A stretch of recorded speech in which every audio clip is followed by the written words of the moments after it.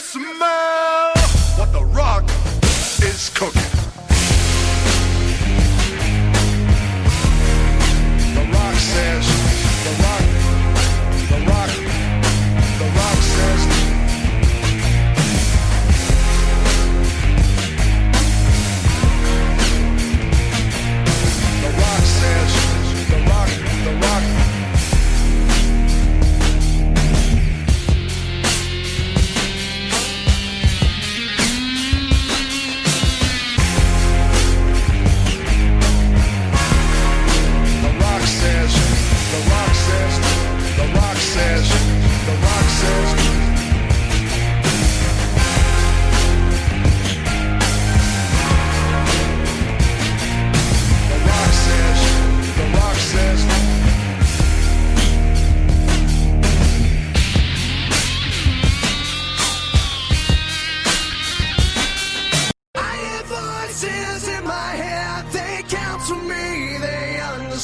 They talk to me.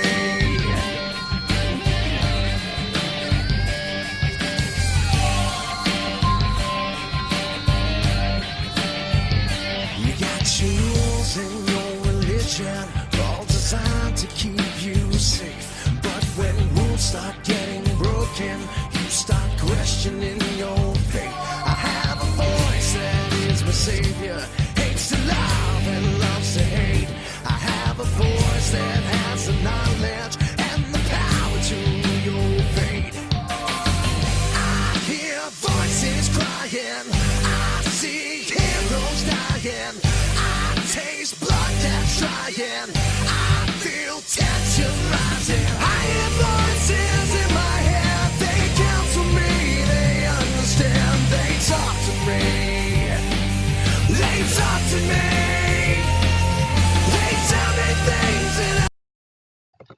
Hello and welcome to the WWE Wrestling Talk Show with Lisa Jones and Sean Randy Smith. I've been bringing you our reactions to NXT Takeover 31. As once again, behind closed doors, it was held at an arena, but it was not the Full Sail University due to COVID-19. Well, that's part of it, but WWE may have decided to move it anyway.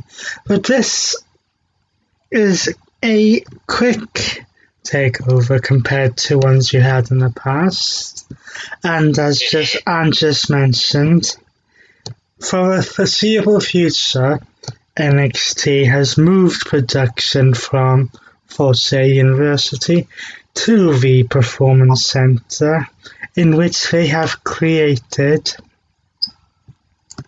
the Capital Wrestling Center in homage to the Capital Wrestling Corporation that was the foundation in which WWE was built. And this will operate as a mini version of WWE's Thunderdome, which at least for the next couple of weeks will operate from the Amway Center. Yes, we will start off with matches that were not scheduled on the card, that just appeared out of nowhere. Well, dark matches tend to be matches which were filmed but won't be shown on probably until NXT TV sometime. Yes.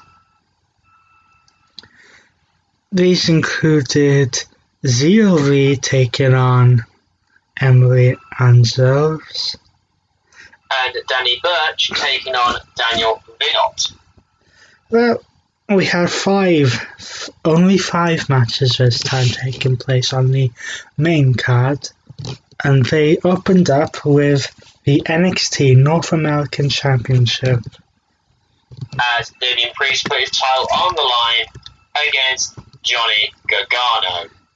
Yes, and as stated before, from NXT Takeover in Your House back in June, Johnny Gargano has targeted the North American Championship since Keith Lee was champion earlier in the year.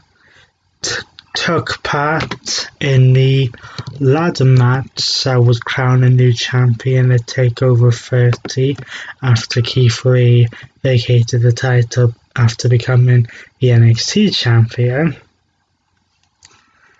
But despite help from Mrs. Gargano, who we will get to again later on, was unsuccessful in capturing the title there.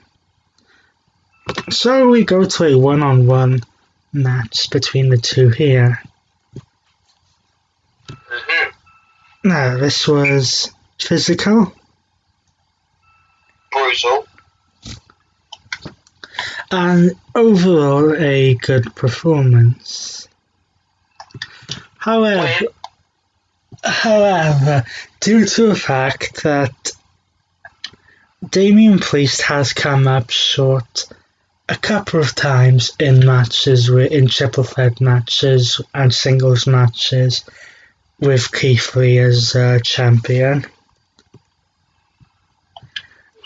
And the fact that he had only won the title a month and a half earlier at Takeover 30.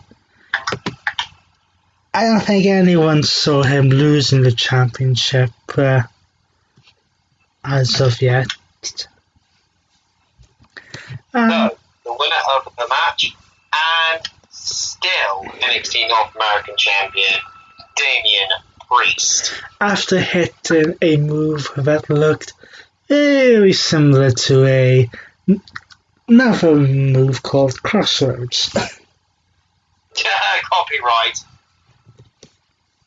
But anyway, we move on to a match that has gotten personal. Well, to a rivalry that's gotten personal pretty quick between Kushida and the Velveteen Dream. As these two have gone back and forth over the past couple of months, dating all the way back to August, really, when when we saw who would qualify for this ladder match in the previous match. Velveteen Dream would have been taken out of action by Kushida, and Kushida would take on a returning Velveteen Dream to compete in a triple threat match. Yeah. And Dream would attack Kushida afterwards. When on the September 8th episode of NXT, Kushida returned to attack Velveteen Dream, as seems to be the running formula in these things. Sasha Banks and Bailey. Yeah. Then on the September 26th episode of NXT, a match was scheduled between the two for a takeover. And this match was, as expected, brutal and fast-paced. Well, yes. Velveteen Dream has what's a polite way of saying this?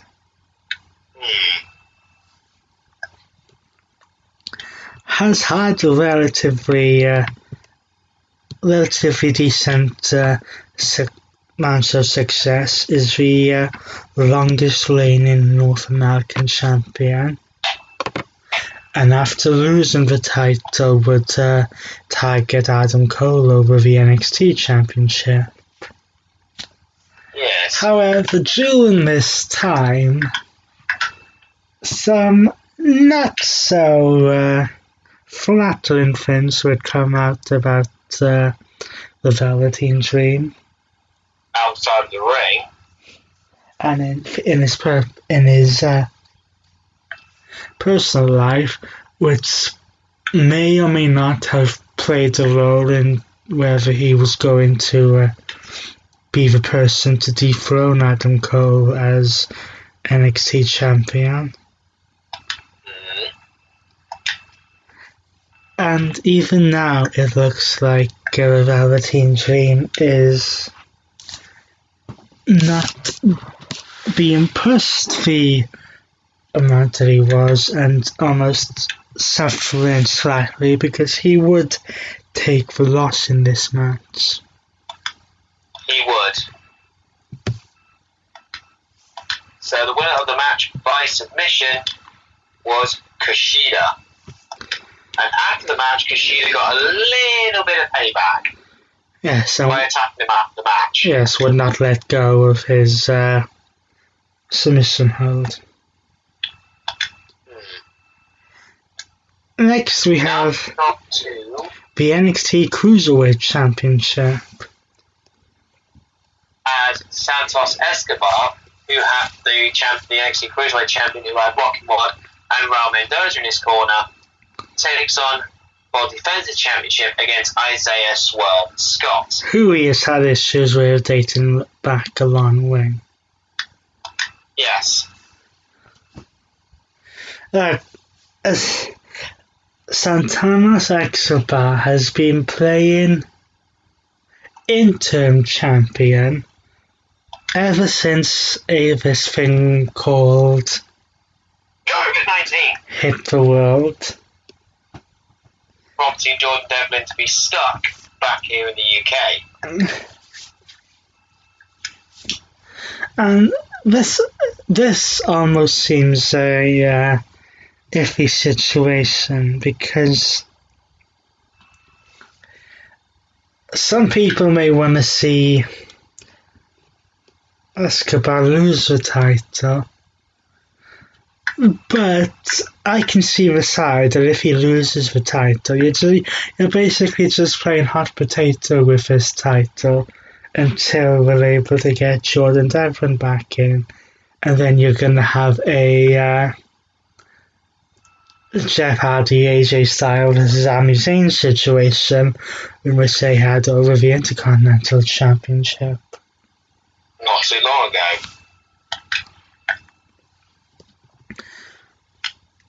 Which, in definition, is a short way of saying that the winner of this match and still NXT Cruiserweight Champion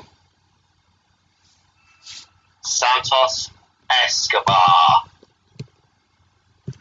Now, earlier on we mentioned Johnny Gargano. It is now time for his wife to try and win gold for the Garganos as she challenged the NXT Women's Champion Io Shirai to a match Yes, for the NXT Women's Championship. yes, and this match was fairly entertaining. It was between two talented athletes. Candice came into WWE during Gargano's feud with Ciampa Tommaso Ciampa. and has surprised me with her development as an in-ring performer. Yes. There was high-flying action, drama, near falls, you name it. And even a referee bump. Yes, which prompted Yes, Gargano to put on a referee shirt and try to help Candice yes, win the match. yes, there was a referee bump, and that basically turned into a situation where Candice was able to nail Io Shirai with the NXT Women's Championship. And also Candice LeRae also managed to hit a finisher on Io. Which then prompted Johnny Gargano to come up with a brilliant idea of putting the referee's shirt on and trying to do a pinfall. That's not how it works. Yeah, I think Gargano tried to fail to read Bailey's instructions. Even if he'd been able to get a freak hunter, I think William Regal or someone would have come out and said, that's not how this goes down. Exactly. So despite that, Io Shirai managed to come back, getting rid after the referee had come to. Basically, there was a tussle there. Io Shirai manages to come back. Take out Gargano in the process. Yes, and nails Candice LeRae to pick up the 3 count and retain the NXT Women's Championship, but her night was not over there. Yes, because a few interesting names had decided to appear. First of all, it was revealed that former NXT UK Women's Champion Toni Storm will be on her way to NXT. And then, for the past few weeks, we've been seeing vignettes that gave the impression that a former champion would be returning to NXT. Now, it wasn't 100% as to whether it would be a male or female superstar. So the motorbike arrives, the person gets off the motorbike and enters the arena. Gets in front of the camera, takes off the helmet. It is revealed to be former NXT Women's Champion Ember Moon. Yes, Ember Moon has been out of action for the better part of a year. With a nasty injury. And returns with a very different look. Yes, and one goal in mind, the NXT Women's Championship. Of course, that means that she would have to go through the likes of Rhea Ripley and a few other people who have claims for the championship as well. Yes. But, which now brings us on to our main event of NXT Takeover 31, and it is for the NXT Championship, as the Prince Finn Balor takes on his countryman from Northern Ireland, Kyle O'Reilly of the Undisputed Era. As Kyle O'Reilly looks to shock the system. No pun intended. As he takes on Finn Balor. Now this was a hard-hitting match, literally. Literally, as we'll get on to in a moment. Both people are kind of busted up. Literally. We had kickouts of the, 1619? 1916, yeah. DVT, which seems to have developed as Finn Balor's finisher rather than signature at the minute. There was also a few kickouts of the coup de grace. Quite a few of them.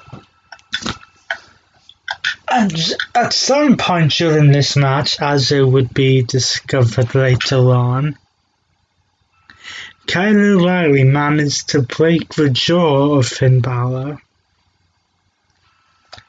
in 2 places, I believe it was. Literally broke his jaw. Now, unlike the injury to Karrion Kross, I believe that Balor can still at least appear on TV for a while and may have some protection if he does get in the ring. But at the end of her night, it was a final coup de grace that managed to get Finn Balor the win and retain the NXT Championship. After the match, however, this is where things start to get a bit interesting, as Ridge Holland appears from out of nowhere, carrying Adam Cole on his shoulders, and he literally throws him over the barricade and leaves him. Yeah, suggestion that Ridge Holland had beaten up Cole backstage. However, this would be a sad situation because the following Wednesday on an episode of NXT, where Rich Holland, who is a former rugby league player, by the way, would sustain a serious knee injury, which would put him out of action and probably suspend this storyline for an extended period of time. So on the Wrestling Talk Show, we like to send our well wishes to Rich Holland. Some people have considered that this Finn Balor-Kyle O'Reilly match may not be the last match that these two have. I don't think anyone was expecting Finn Balor to lose the title after just winning it back. Very true, that. And some people, and I can't believe I'm going to say his name, have compared this match to the WWE Championship match at the Royal Rumble of 2003, which featured Kurt Angle and Chris Benoit. Murderer! So quickly, before somebody clocks on you said that.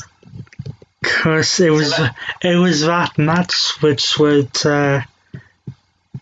really put that man into the World Championship conversation. Of course, it would take a year before he would eventually win the World Championship, but it was under at that time where he was finally put into the conversation. So quickly moving on before WWE clocks us for saying that word, we'll take you through the results one more time.